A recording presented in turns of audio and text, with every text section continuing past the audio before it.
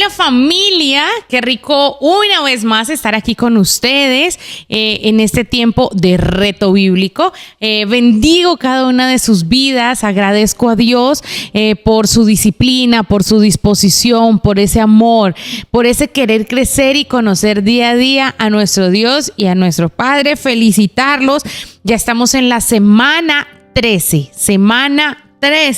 y hoy día 73. Entonces es maravilloso saber que nos hemos unido en un mismo propósito, en un mismo deseo, que es conocer a Papá Dios, cada una de sus instrucciones para poder hacer la realidad aquí en la tierra. La palabra de Dios no solamente es para conocerla, sino es para hacer la vida en mi vida. Así que si cuando tú estás leyendo sientes que algo te ha pasado, te está pasando, lo puedas subrayar y puedas decir, eso escrito está en mi Biblia, en la palabra de Dios, para cuando yo deba afrontar una situación como estas, pueda hacerlo de la manera más sabia posible. Así es que bueno, vamos a iniciar esta lectura, vamos a orar y decirte si hay preguntas, si hay dudas, si quieres hacer parte de nuestros devocionales, que podamos realmente, escríbenos a nosotros, a nuestro interno o aquí en los comentarios, y vamos a estar agregándote a esa lista para que te llegue todo el material con el cual podemos edificarnos día a día para cumplir el propósito y la misión que Dios nos ha encomendado aquí en la tierra. Así es que te invito, vamos a orar. Bueno, papito Dios, hoy te agradezco, Señor, infinitamente porque nos das la oportunidad en este nuevo día de leer tu palabra, porque podemos hacerlo con total libertad, porque podemos, precioso Señor, escribir en ella. Tú te puedes revelar a través de ella a nuestras vidas y a nuestros corazones e instruirnos y mostrarnos tu bondad, tu amor y tu misericordia, que son nuevas cada mañana. Espíritu Santo de Dios, eres tú el bienvenido de nuestro corazón. Eres tú bienvenido en este tiempo de lectura. Háblanos y muéstranos la verdad. Quita todo velo que se haya puesto en nuestros ojos y ayúdanos a ver la verdad de Cristo a través de la palabra, en el nombre de Jesús. Amén. Reitero, hoy estamos semana 13, día 73, y hoy vamos a leer Jueces del capítulo 2 al capítulo 5. Entonces, hoy, como siempre le digo, que la tecnología la podemos tomar a nuestro favor y extender el reino de Dios y su justicia también a través de ella. No es un impedimento. Se me quedó la Biblia en la casa, pues tienes tu móvil y ahí descarga. Hay muchas maneras de descargar las versiones que tú quieras, con conexión, sin conexión, de hacer comentarios, también de poder simplemente tenerla ahí descargada. Leemos la Biblia, subrayamos como tú quieras. Así que hoy vamos a leer en la Biblia traducción lenguaje actual. A mí me parece que es una versión muy fresca donde nos permite comprender el tiempo de hoy, el día de hoy, en las palabras y el léxico de hoy, la palabra de Dios. Así que vamos a iniciar. Jueces 2:1. El ángel de Dios en Boquim. El ángel de Dios salió de Gilgal y fue a Boquim para darles a los israelitas el siguiente mensaje de parte de Dios. Yo los saqué a ustedes de Egipto y los traje al territorio que les había prometido a sus antepasados. A ellos les dije, yo les cumpliré mi promesa, pero ustedes no deben hacer ningún trato con la gente que vive allí. Al contrario, deben destruir sus altares. Pero, ¿qué hicieron ustedes? Simplemente me desobedecieron. Por eso, ahora que ustedes avancen, no voy a echar a esa gente. Tanto ellos como sus dioses serán una trampa para ustedes. Cuando el ángel de Dios terminó de hablar, los israelitas comenzaron a llorar y a gritar. Por eso llamaron Boquim a ese lugar y allí ofrecieron sacrificios a Dios. Muerte de Josué. Josué despidió a los israelitas y estos fueron a establecerse en el territorio que a cada uno le había tocado. Mientras vivieron Josué y los líderes del país, los israelitas obedecieron al único Dios verdadero. Esos líderes habían visto las maravillas que Dios había hecho en favor de los israelitas.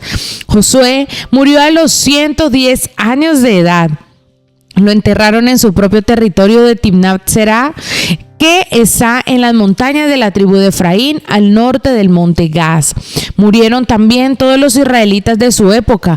Por eso los que nacieron después no sabían nada acerca del Dios verdadero, ni de lo que Él había hecho en favor de los israelitas. Los israelitas dejan de adorar a Dios. Verso 11. Los israelitas dejaron de adorar al Dios de sus antepasados que los habían sacado de Egipto y empezaron a adorar a los dioses de la gente que vivía a su alrededor. Adoraron las estatuas de dioses falsos como Baal y Astarte. Este pecado de los israelitas hizo enojar a Dios. Tan enojado estaba con ellos que dejó que los atacaran y le robaran lo que tenían. También permitió que los derrotaran sus enemigos sin que ellos pudieran hacer nada para impedirlo. Cuando iban a pelear, Dios se ponía en contra de ellos y todo les salía mal, tal como Él lo había advertido. Los israelitas estaban en grandes aprietos, así que Dios les puso jefes para librarlos de quienes los robaban. Sin embargo, ellos no prestaron atención a esos jefes, ni fueron obedientes a Dios, sino que adoraron a otros dioses. Sus antepasados habían cumplido los mandamientos del Dios verdadero, pero ellos no los cumplieron. Dios ayudaba a los jefes que Él ponía. Dios ayudaba a los jefes que Él ponía. Mientras ese jefe vivía, Dios salvaba a los israelitas de sus enemigos porque se compadecía de ellos al oírlos quejarse de sus sufrimientos. Pero al morir el jefe, los israelitas volvían a pecar. Su comportamiento era peor que el de sus padres, pues servían y adoraban a otros dioses y tercamente se negaban a cambiar de actitud. Por eso Dios se enfureció contra ellos y dijo: este pueblo no ha cumplido con el trato que hice con sus antepasados, me han desobedecido. Así que ya no voy a echar a ninguno de los pueblos que todavía quedan en el territorio desde que Josué murió. Usaré a esos pueblos para ver si los israelitas en verdad quieren obedecerme, como lo hicieron sus antepasados. Por eso Dios no expulsó enseguida a los pueblos que Josué no había podido derrotar, sino que les permitió quedarse. Capítulo 3. Los pueblos que quedaban en Canaán. Cuando se luchaba para conquistar el territorio de Canaán, muchos de los israelitas todavía no habían nacido. Por eso Dios dejó algunos pueblos cananeos para que los israelitas que nunca habían combatido aprendieran a pelear. Dejó a 5 jefes filisteos, a todos los cananeos, a los sidonios, a los heveos que vivían en el monte Líbano, desde el monte Baal Hermón hasta el paso de Amat. Además, dejó a los hititas, amorreos, fereceos y jebuseos. Con esos pueblos, Dios también puso a prueba a los israelitas para ver si obedecían las órdenes que Él había dado por medio de Moisés. Pero los israelitas no obedecieron, sino que permitieron que sus hijos y sus hijas se casaran con gente de otros pueblos y que adoraran a sus dioses. Otoniel, verso 7. Los israelitas se olvidaron de Dios y pecaron contra Él, pues adoraron las estatuas de Baal y de Astarte. Por eso Dios se enojó y permitió que los conquistara Cusán Risataim, que era rey de Mesopotamia. Después de 8 años de esclavitud, los israelitas le suplicaron a Dios que los salvara, y Él les puso por jefe a Otoniel, sobrino de Caleb. El Espíritu de Dios actuó sobre Otoniel, y este guió a los israelitas en su lucha contra Cusán Risataim. Así Dios ayudó a Otoniel a derrotar a su enemigo. Después de esto, hubo 40 años de paz en la región hasta que murió Otoniel. Ehud 12. como los israelitas volvieron a pecar contra Dios, él les dio a Eglón, rey de Moab, más poder que a los israelitas. Para atacarlos, Eglón se unió con los amonitas y los amalecitas y se apoderó de Jericó. Después de 18 años de esclavitud, los israelitas le suplicaron a Dios que los salvara, y él les envió a Ehud, hijo de Gerá, que era de la tribu de Benjamín. Ehud era el encargado de llevarle a Eglón los impuestos que los israelitas debían pagarle. Ehud hizo una espada de doble filo, de unos 50 centímetros de largo, y como era impedido de la mano derecha, se la puso del lado derecho, cubriéndola bajo sus ropas. Luego se fue a llevar los impuestos al rey Eglón. Después de entregarle los impuestos, Ehud y sus hombres salieron de allí. Cerca de Gilgal, donde estaban las estatuas de los ídolos, se despidió de ellos y regresó a donde estaba el rey Eglón, que era muy gordo y estaba sentado en su sala de verano. Ehud le dijo: Su Majestad, tengo un mensaje secreto para usted. El rey ordenó a sus servidores que salieran. Entonces Ehud se acercó al rey y le dijo: El mensaje que traigo es de parte de Dios. Al oír eso, el rey, como pudo, se puso de pie. Ehud tomó con su mano izquierda la espada que llevaba del lado derecho, y con tanta fuerza se la clavó al rey en el vientre que le vació los intestinos. Como Eglón era tan gordo, toda la espada quedó atorada en su gordura. Verso 23. Después Ehud cerró con llave las puertas de la sala de verano, salió por una ventana, y fue cuando los servidores del rey volvieron y encontraron las puertas cerradas con llave. Pensaron que Eglón estaba haciendo sus necesidades. Esperaron afuera un buen rato, pero como el rey no salía, comenzaron a preocuparse. Entonces abrieron las puertas y encontraron a su rey tendido en el piso y sin vida. Mientras los servidores habían estado esperando, Ehud se había escapado, pasó por donde estaban las estatuas de los ídolos y se refugió en Seirat. Al llegar a las montañas de la tribu de Efraín, tocó la trompeta para reunir a los israelitas. Ellos bajaron de las montañas con Ehud al frente, y él les dijo: Síganme. Con la ayuda de Dios venceremos a los moabitas. Los israelitas los siguieron y se apoderaron del paso del río Jordán que lleva a Moab, y no dejaron pasar a nadie. Y aunque los moabitas eran fuertes y valientes, aquel día murieron unos 10,000 de sus mejores soldados. Ninguno pudo escapar. Después de eso hubo en el territorio 80 años de paz. Samgar. El siguiente jefe fue Samgar, hijo de Anat, quien tomó un palo con punta de hierro y mató a 600 filisteos. De esa manera salvó al pueblo de Israel. Vamos a ir al capítulo 4.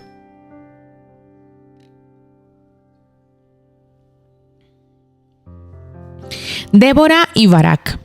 Después de la muerte de Ehud, los israelitas volvieron a pecar contra Dios. Por eso él permitió que los venciera Javín, un rey cananeo que gobernaba en la ciudad de Azor. El jefe del ejército de Javín se llamaba Sísara y vivía en la ciudad de Aroset Goim. Javín tenía 900 carros de hierro y durante 20 años trató a los israelitas con crueldad y violencia, hasta que ellos le suplicaron a Dios que los salvara. En esa época, una profetisa llamada Débora era jefe de los israelitas. Débora era esposa de Lapidot y acostumbraba a sentarse bajo una palmera, conocida como la palmera de Débora, que estaba en las montañas de la tribu de Efraín, entre Ramá y Betel. Los israelitas iban a verla para que solucionara sus problemas. Cierto día, ella mandó llamar a Barak, hijo de Abinoam, que vivía en Quedes, un pueblo de la tribu de Neftalí, y le dijo: El Dios de Israel, que es el Dios verdadero, te ordena reunir en el monte Tabor a 10,000 hombres de las tribus de Neftalí y de Zabulón. Dios hará que Sísara, el jefe del ejército de Javín, vaya al arroyo Quizón para atacarte con sus soldados y sus carros, pero Dios les dará a ustedes la victoria.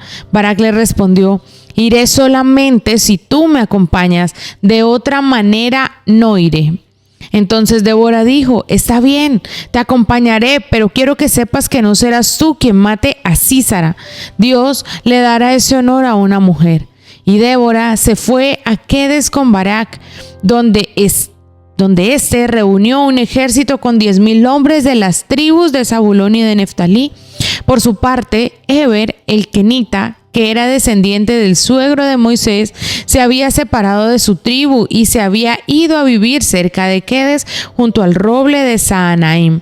Cuando Sísara se enteró de que Barak se dirigía al monte Tabor, reunió a sus 900 carros de hierro y a todos sus soldados. Salieron de Aroset Goim y marcharon hasta el arroyo Quizón.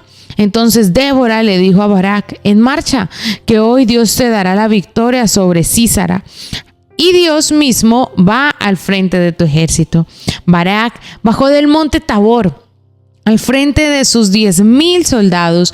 Cuando Barak y sus hombres atacaron, Dios causó confusión entre los carros y los soldados de Sísara. Hasta el mismo Sísara se bajó de su carro y huyó a pie. Barak, mientras tanto, persiguió a los soldados y a los carros hasta Aroset Goim.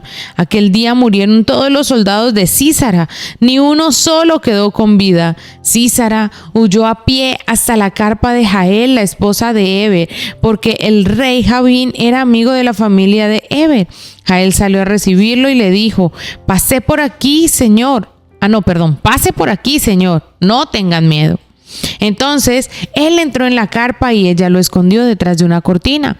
Como Sísara tenía mucha sed, le pidió a Jael que le diera agua. Ella destapó la jarra donde guardaba la leche y le dio a beber. Después volvió para esconder a Sísara y él le dijo: quédate a la entrada de la carpa. Si alguien pregunta quién está aquí adentro, dile que no hay nadie. Sísara estaba tan cansado que se quedó profundamente dormido. Entonces Jael tomó un martillo y una estaca de la carpa y, sin hacer ruido, se acercó hasta donde estaba Sísara. Allí le atravesó la cabeza con la estaca hasta clavarla en la tierra. Así murió Sísara. Cuando llegó Barak buscando a Sísara, Jael salió a recibirlo y le dijo: ven y te mostraré al hombre que buscas. Barak entró en la carpa y vio a Sísara tendido en el suelo, con la estaca clavada en la cabeza. De esta manera Dios le dio la victoria a los israelitas, que en aquel día atacaron con todo al rey Javín hasta destruirlo. Vamos al último capítulo, el capítulo 5, Jueces 5. La canción de Débora y Barak. Aquel día, Débora y Barak cantaron esa canción: den gracias a Dios, jefes israelitas, den gracias a Dios todos ustedes, pues se dispusieron a luchar por él. Préstenme atención, reyes y gobernantes, mi canto y mi música son para el verdadero Dios, el Dios de Israel. Cuando tú, mi Dios, te fuiste de Seir, cuando te marchaste de los campos de Edom, la tierra tembló. El cielo se estremeció y las nubes dejaron caer su lluvia. El monte Sinaí y todas las montañas temblaron ante el Dios de Israel. En la época de Samgar y de Jael eran muy peligrosos los caminos. La gente andaba por veredas angostas, los campesinos no podían cultivar sus tierras. Entonces yo, Débora, me levanté para defender a Israel, como defiende una madre a sus hijos. Verso 8. Dios mío, cuando nos enviaste la guerra por haber adorado a otros dioses, de entre 40,000 soldados no se levantó ningún valiente. Te doy gracias, Dios mío, y felicito a los jefes de Israel, a los pocos valientes que se ofrecieron a luchar. Canten victoria todos ustedes, los pobres y los ricos de Israel. En todo rincón de la ciudad, el pueblo celebra los triunfos de Dios y las victorias de su pueblo Israel. Arriba, Débora, vamos, canta una canción. Vamos, Barak, hijo de Abinoam, encierra a tus prisioneros. Los jefes israelitas bajaron y se unieron al pueblo de Dios para luchar contra el poderoso enemigo. De la tierra de los amalecitas bajaron los de Efraín detrás de ti, Débora. Marcharon los de Benjamín, se te unieron los jefes de Maquir y los gobernantes de Zabulón. Los jefes de Isaacar te acompañaron y apoyaron a Barak en la batalla del valle, pero los de la tribu de Rubén prefirieron quedarse a cuidar las ovejas que acompañarte a la batalla. Las tribus al otro lado del Jordán se quedaron en sus tierras de Galaad. Los de Dan y de Aser se quedaron en los puertos cuidando sus barcos. Verso 18. Pero los de Zabulón y Neftalí arriesgaron sus vidas en los campos de batalla.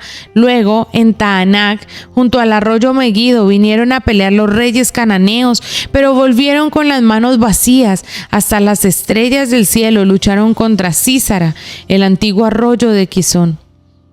barrió, con todos nuestros enemigos. Adelante, siempre adelante. Yo, Débora, marcharé con poder.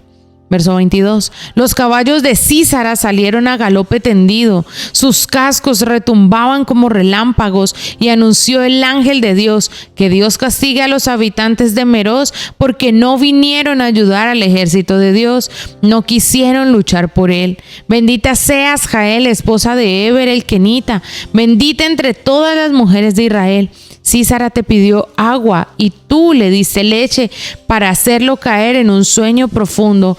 Con una mano tomaste una estaca y con otra un martillo. De un golpe le aplastaste la cabeza. Sísara se desplomó entre tus piernas, quedó tendido en el piso. La madre de Sísara, afligida, se asoma por la ventana y pregunta: ¿por qué tarda tanto mi hijo? ¿Por qué no se oyen sus caballos? Las sirvientas más sabias le responden, y ella misma se repite estas palabras: seguramente se están repartiendo lo que ganaron en la guerra. 1 o 2 mujeres para cada capitán, telas de muchos colores para Sísara, 1 o 2 pañuelos bordados en colores para adornarse el cuello. Y Débora y Barak terminaron su canto así: Dios mío, que sean destruidos tus enemigos, pero que tus amigos brillen como el sol de mediodía. Después de eso, hubo 40 años de paz en todo el territorio. Bueno, hemos terminado, me parece tremendo y quiero compartir con ustedes una lectura que está aquí en la Biblia y dice que todo el libro presenta un patrón. Y es: número 1, los israelitas pecan al abandonar el pacto de Dios. 2, sufren cuando Dios los entrega a sus enemigos. Y 3, Dios envía salvación en forma de un juez quien los libera. Si nos damos cuenta, en todo momento se repite y se repite y se repite y se repite, y pecan, y de ahí Dios lo entrega a sus enemigos, y de ahí Dios también manda la salvación. Y de igual manera sigue siendo el día de hoy. Así que invitarte, sigamos, que podamos dejar el pecado a un lado y que podamos agradar el corazón de nuestro Padre día a día. Les amamos, les bendecimos, Señor. Yo te pido que cada una de estos versículos, que cada uno de estos capítulos calen en lo profundo de nuestro ser, como dice tu palabra, en el tuétano de nuestros huesos, y que puedan transformar nuestras vidas, nuestros corazones, los lugares donde trabajamos, nuestras familias, en el nombre poderoso de Jesús. Amén. Les recordamos, somos el Ministerio Cristo es la Vida, no es un nombre, es una verdad. Un abrazo.